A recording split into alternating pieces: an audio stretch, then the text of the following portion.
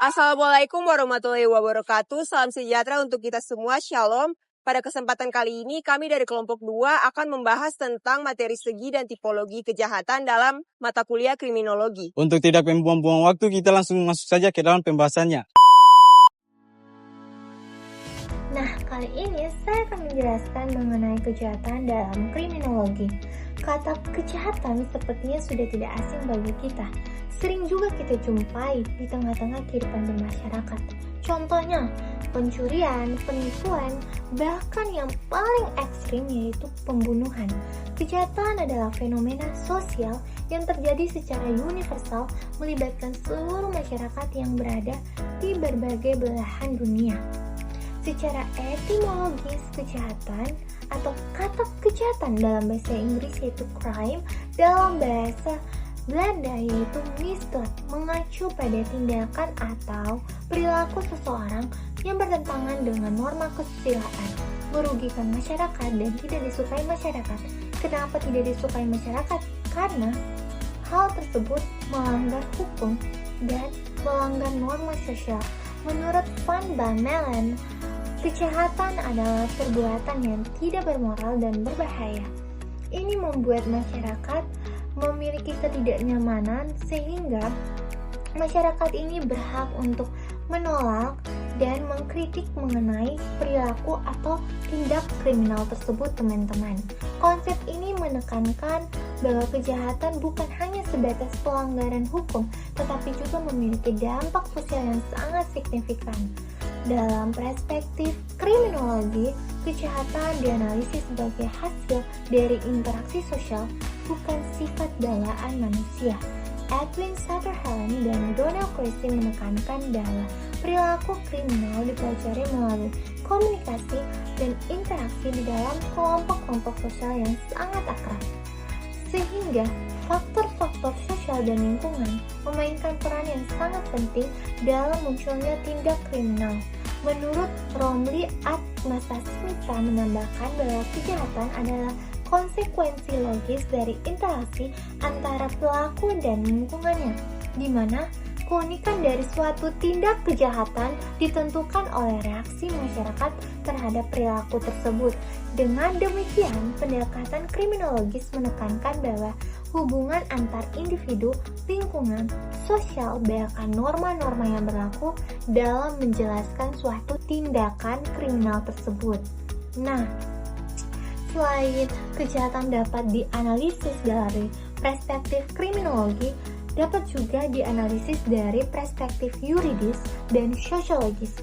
Kalau secara yuridis, kejahatan dapat didefinisikan sebagai perbuatan secara resmi yang dilarang dan diatur dalam undang-undang, seperti yang terdapat dalam Kitab Undang-Undang Hukum Pidana atau KUHP Indonesia pada pasal 104 hingga 488. Sedangkan dalam sosiologis, kejahatan ini mencakup perilaku yang melanggar norma sosial, adat, agama, atau kesusilaan meskipun belum tentu diatur dalam hukum positif. Nah, dengan demikian, kriminologi memandang kejahatan sebagai fenomena sosial yang dinamis dipengaruhi oleh hubungan antar individu dengan lingkungan sosial, norma-norma yang diatur, serta nilai-nilai yang dianut oleh masyarakat. Di sini saya akan menjelaskan tentang kriminologi dari segi yuridis dan segi sosiologis. Jadi dari segi yuridis itu, kriminologi memandang kejahatan adalah suatu perbuatan yang bertentangan dengan hukum tertulis atau undang-undang hukum pidana. Jadi fokusnya itu adalah pada penentuan apakah suatu perbuatan tersebut sudah memenuhi unsur-unsur delik, proses penegakan hukum, dan tanggung jawab pelaku di mata hukum. Jadi pendekatan ini tuh menitik beratkan pada definisi kejahatan formal, mekanisme peradilan pidana, dan efek penerapan sanksi hukum terhadap pelaku. Kalau dari segi sosiologis, kriminologi melihat kejahatan sebagai suatu fenomena sosial yang dipengaruhi oleh kondisi masyarakat tersebut seperti lingkungan, ekonomi, budaya, nilai, dan relasi sosial. Jadi metode ini tuh berupaya supaya kita memahami mengapa seseorang melakukan kejahatan dan bagaimana reaksi masyarakat terhadap pelaku kejahatan, serta bagaimana struktur sosial dapat mencegah tindak kriminal tersebut. Jadi kalau kita lihat dari segi sosiologis ini, kriminologi itu fokusnya bukan hanya pada hukum, tetapi pada sebab akibat sosial terjadinya kejahatan. Oke, baik. Selanjutnya, di sini saya akan menjelaskan segi psikologis dan segi moral dan etis.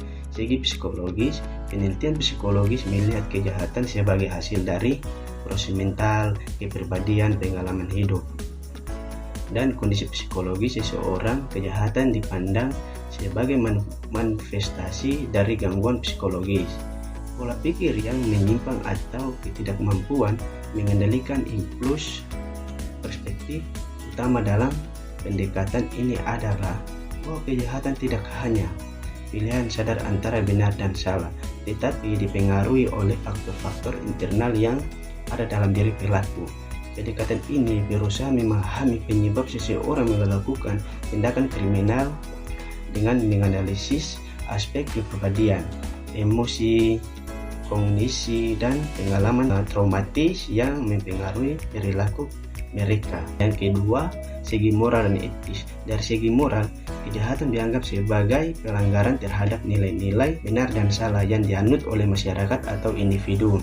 Represi kejahatan bukan hanya melanggar hukum secara formal, tetapi juga bertentangan dengan norma etika, prinsip keadilan, dan kepercayaan sosial yang menjadi dasar dalam kehidupan bersama. Setiap masyarakat memiliki standar moral tertentu yang menentukan mana tindakan yang diterima dan mana yang dianggap tidak baik. Tindakan seperti mencuri, menipu, atau membunuh dianggap buruk karena merugikan orang lain dan melanggar nilai kemanusiaan. Di sini saya akan membahas tentang segi kriminologis dan kejahatan konvensional. Jadi, kejahatan menurut kriminologis ini dikenal dengan 3 istilah, yaitu pelanggaran hukum, penyimpangan tingkah laku, dan kejahatan yang memiliki perbedaan tingkat keseriusan. Selanjutnya, kejahatan konvensional. Kejahatan konvensional ini adalah kejahatan yang paling sering terjadi di dalam kehidupan sehari-hari dan biasanya dilakukan dengan cara-cara tradisional tanpa melibatkan teknologi canggih. Contohnya seperti pencurian, pembunuhan, penganiayaan, dan pemerasan. Kerap terjadi kejahatan di mana-mana, seperti kejahatan di dunia pendidikan, dunia kesehatan, dan juga dunia kerja. Saya akan menjelaskan tentang kejahatan kerah putih.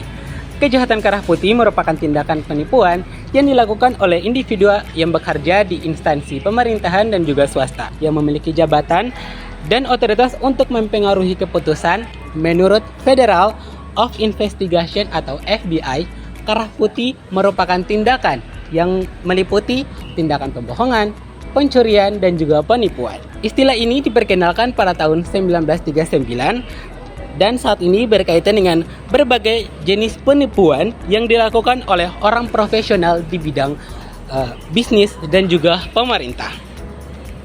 Istilah kejahatan kerah putih dimaksud untuk mendefinisikan tindakan pidana baru, tetapi lebih untuk mengklasifikasikan tindakan kejahatan yang dilakukan oleh pelaku tindakan kejahatan kerah putih. Di sini saya akan membahas tentang kejahatan terorganisir dan kejahatan siber. Kejahatan terorganisir merupakan aktivitas kriminal yang dilakukan oleh kelompok yang terstruktur, memiliki hierarki, dan beroperasi secara keberlanjutan untuk memperoleh keuntungan ekonomi maupun kekuasaan. Kelompok semacam ini biasanya menggunakan kekerasan, intimidasi, serta korupsi untuk mempertahankan kendali atas kegiatan ilegal seperti narkotika, pemerasan, penyelundupan, dan perdagangan manusia. Kejahatan terorganisir bekerja layaknya sebuah organisasi profesional sehingga efektivitas dan ruang lingkup operasinya seringkali melampaui batas wilayah negara. Sementara itu, kejahatan siber adalah bentuk kriminalitas yang memanfaatkan komputer, jaringan, atau sistem digital sebagai alat, target, maupun lingkungan terjadinya kejahatan. Bentuk kejahatan ini meliputi peretasan, pencurian identitas, penipuan daring, serangan malware, dan ransomware yang dapat merusak atau melumpuhkan sistem informasi.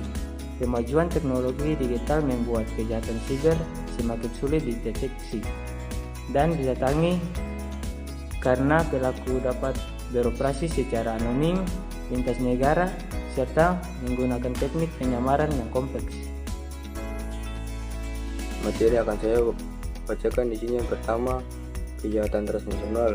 Kejahatan transnasional adalah kejahatan lintas negara yang melibatkan organisasi kriminal yang beroperasi melewati lintas negara. Contohnya perdagangan narkoba, penyelundupan manusia, perdagangan senjata, pencucian uang, terorisme, dan kejahatan siber. Globalisasi mempercepat dan memperluas jaringan kejahatan ini, membuatnya semakin sulit ditangani hanya dengan hukum nasional. Oleh karena itu, penanganannya harus melibatkan kerjasama internasional agar efektif. Kejahatan ini bisa mengancam keamanan, stabilitas, dan pembangunan negara-negara di dunia. Yang kedua, tipologi berdasarkan motif pelaku. Tipologi kejahatan berdasarkan motif pelaku dapat dikelompokkan menjadi beberapa kategori utama yang mencerminkan dorongan internal dan eksternal pelaku. Pertama, motif ekonomi mendorong pelaku untuk mengejar keuntungan finansial melalui cara ilegal seperti korupsi, penipuan, pencucian uang, dan perdagangan gelap yang sering terlihat dalam kejahatan transnasional untuk memaksimalkan profit dengan risiko minimal.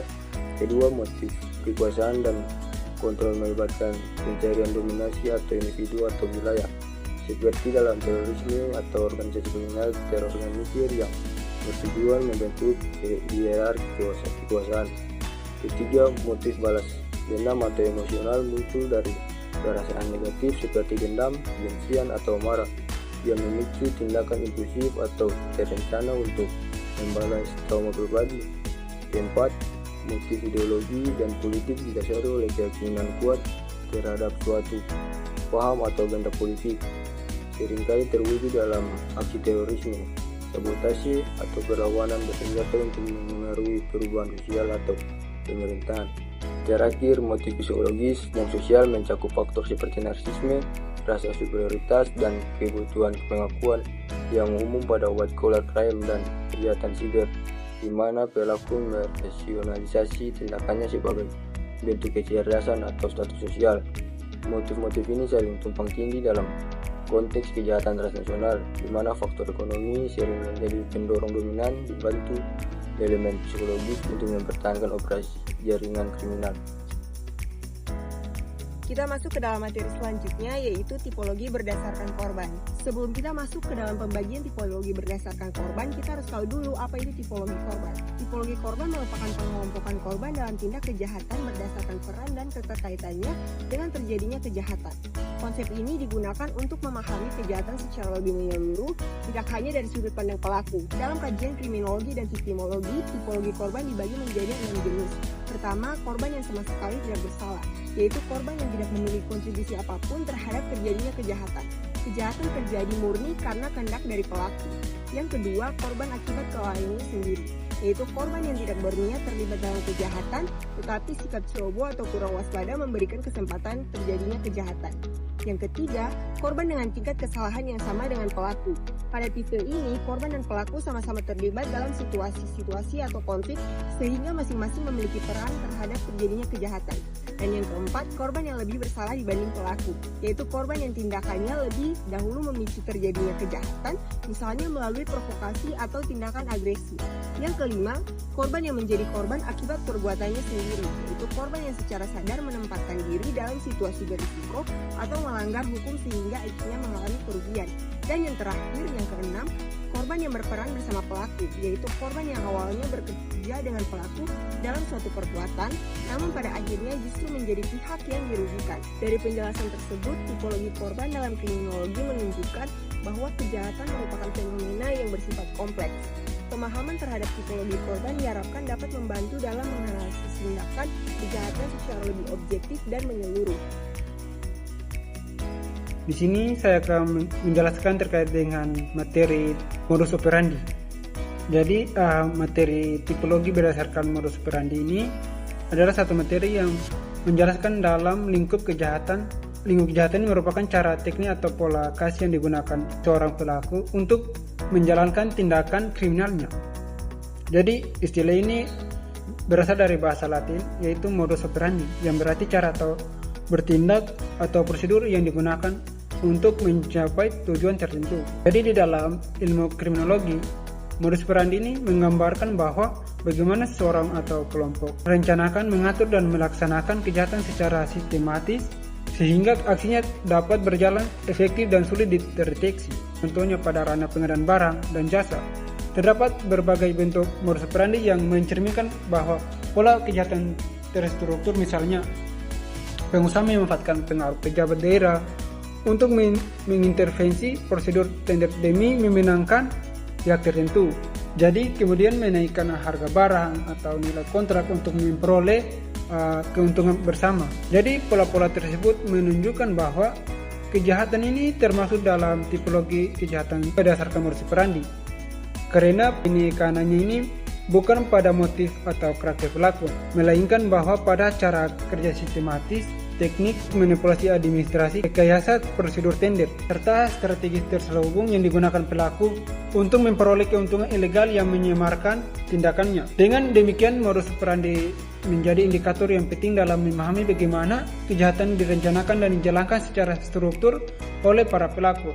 Jadi kesimpulan dari materi modus operandi ini menunjukkan bahwa bagaimana menerangkan pelaku melakukan kejahatan, merencanakannya secara sistematis dari awal mula perencanaannya sampai akhir perencanaannya terpenuhi begitu. Saya akan menjelaskan tentang hubungan segi dan tipologi kejahatan. Segi kejahatan adalah berbagai dimensi yang digunakan untuk memahami suatu tindak kriminal seperti perbuatan pelaku, korban, motif, niat, hingga dampak sosial yang muncul. Melalui segi-segi ini, penegakan hukum dapat menganalisis bagaimana suatu kejahatan terjadi dan faktor apa saja yang mempengaruhinya. Sementara itu, tipologi kejahatan merupakan cara mengelompokkan kejahatan berdasarkan karakteristik tertentu, misalnya berdasarkan motif, metode, tingkat kekerasan, atau profil pelaku. Klasifikasi ini memudahkan identifikasi pola kejahatan dan membantu menentukan langkah pencegahan dan penanganan yang tepat. Keduanya memiliki hubungan yang saling melengkapi. Segi kejahatan menyediakan dasar analisis yang mendalam, sedangkan tipologi memberikan struktur pengelompokan yang sistematis. Dengan memahami segi kejahatan, penentuan tipologi menjadi lebih akurat.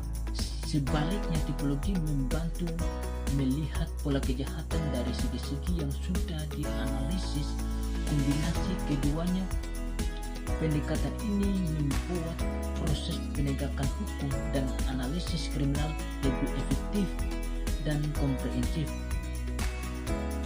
Ya, pada kali ini saya akan membahas tentang analisis kasus, yaitu kasusnya peredaran narkoba Freddy Pratama, Organized Crime.